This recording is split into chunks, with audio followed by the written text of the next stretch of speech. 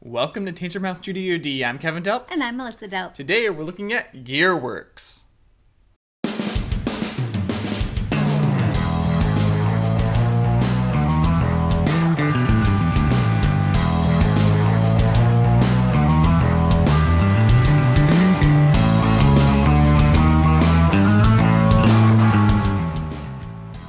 Gearworks by Piecekeeper Games is a 2 to 4 player game that uses hand management, area control, and card placement.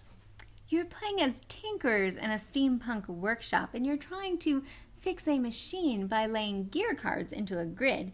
If you're the one who actually fixes it, you get to take that part and hopefully use it to build wonderful contraptions.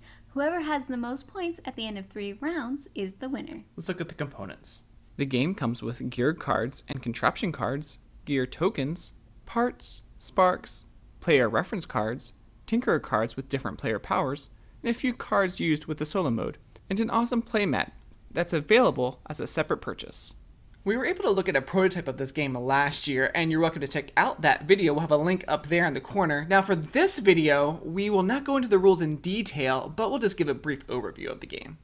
Each player will have a hand of numbered gear cards that you'll play into a grid to take control of the rows and columns. There are specific rules, though, for placing your cards. Cards in a row have to either ascend or descend. Cards in a column have to be different colors. Certain placements will earn you sparks, which can be spent for special actions. When the round ends, the players who control rows or columns will collect the associated parts. Then you can decide if you want to build a contraption, but you can only use parts you've collected that round. At the end of 3 rounds, you count up your score from your completed contraptions and unused sparks and parts. The person with the highest score wins. Now this plays great at different player counts and even as a solo mode where you're battling the Leviathan. Now I really like trying to figure out where to play my card into the grid to not only try to control parts, which is super important, but also to gain those spark tokens, because having those, a lot of them, is really going to help you progress in the game. You do have to use a little bit of math to figure out where to place your card to get a spark, but it is simple math. Basically, you're looking at some of the closest cards to the card you played, and if 2 of those either add up to or subtract to equal the card you played, then you get a spark. So the best thing you can do is, with 1 card, get a spark and gain control of the row and the column for the parts you need. But just because you gain control doesn't mean you get to keep it, because you can use sparks to draw new cards, you can spend sparks to put cards on top of other cards in the grid, and there's the player powers that you can use on the tinkerer cards. You can use those once per round. The game comes with 4 characters, 1 for each color. Victoria lets you ignore the column color rule.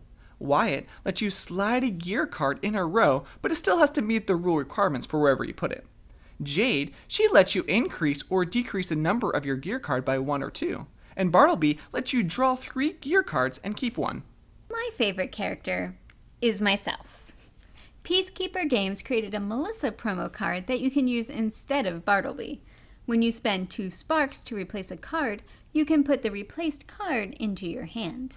So the awesome promo card doesn't actually come in the game, but I'm sure Piecekeeper Games has some information about how you can get a hold of the Melissa card. I do like being able to have those choices and options of which characters to pick, and I hope that in the future they create even more characters with more powers for the game. Yeah, that'd be cool. The component quality of the published game is very good. The gear tokens are super thick and not brittle at all. The wooden sparks and cardboard part tokens are great too. One of the things I highly recommend purchasing is the neoprene playmat. It really enhances the gameplay, and I love that there's a spot for everything. It also helps you keep your rows and columns straight and shows where the starting cards should be placed for each player count. You can definitely play the game without the playmat, but it's much nicer with it. Sort of like the playmat for Century Spice Road. As far as the gameplay goes, I would put Gearworks in the light category, maybe medium light.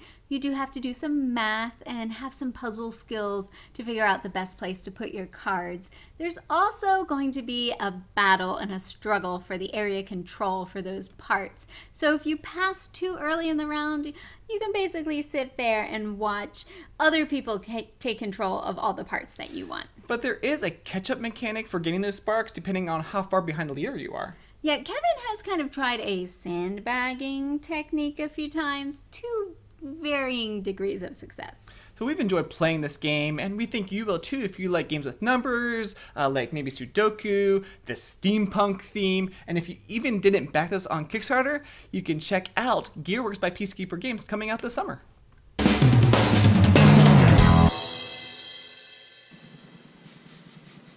Sorry. You thinking about it? I am. All right, I'm gonna go check out that video. Maybe even me. I got my words get stuck. Go subscribe over here.